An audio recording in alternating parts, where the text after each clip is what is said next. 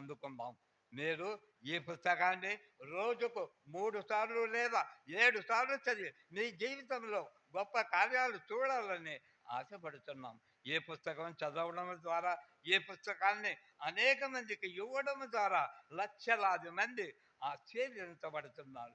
కనుక మీరు కూడా చదివి అనేక మందికి ఇచ్చి ఆశీర్వాదము పొందుకోగలరు. అంతేకాకుండా స్తుతించటం ద్వారా భక్తులు పొందుకున్న ఆశీర్వాదం, స్తుతించడం ద్వారా భక్తులు పొందుకున్నారు.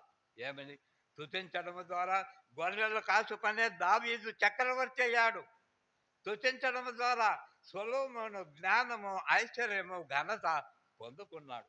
స్తుతించడం ద్వారా ఇశ్రాయేలీయులకు అడ్డుగా వచ్చిన ఎరుకో కోట కూడా కూలిపోయింది.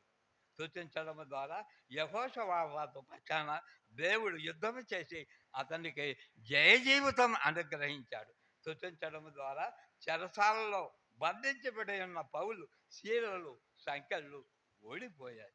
భక్తుల వలె మనము కూడా నిత్యము దేవుని స్తుతించి దేవుడు ఇచ్చే స్వస్థత, రక్షణ, విడుదల, అభివృద్ధి, ఆశీర్వాదం పొందుకున్నాం.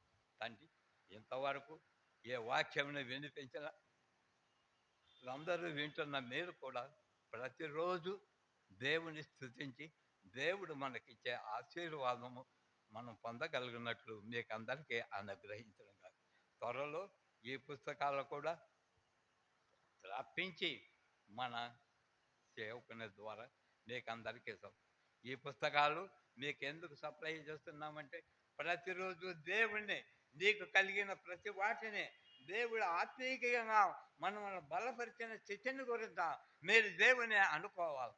అనుకోకుండా అంటే ఏమి లేదు. స్తుతించడం అంటే దేవుడా నన్ను కాపాడినావు, నీకు స్తోత్రం అనేది. ఎన్ని విధాలుగా ఆయనను మనం ఏడుకుంటే మన పక్షంగా ఆయన ఎంతో కృప చూపే మనకున్న బాధలు, ఇరుకులు, ఇబ్బందులు అన్నిటినీ కలగరించి భావి జీవితంలో మనం బాగుపడగలిగినట్లు ఆయన మనల్ని చూస్తాడు.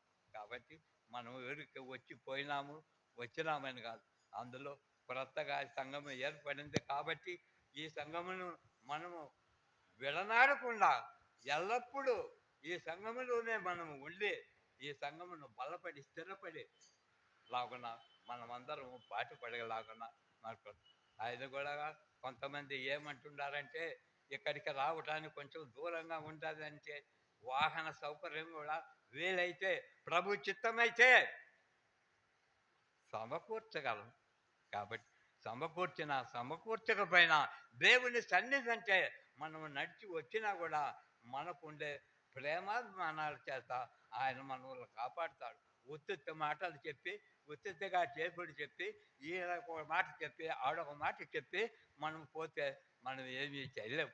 కాబట్టి దయచేసి మీరందరూ ఈ పుస్తకమును ఇప్పుడు నేను చెప్పిన వాక్యానుసారంగా స్తుతుల ద్వారా ప్రతిరోజు మీ ఇంటిలో ఎల్లప్పుడూ దినానికి 3 సార్లు లేదా 7 సార్లు చదివి మీరు అందులో ఆయన్ను స్తుతించాలి.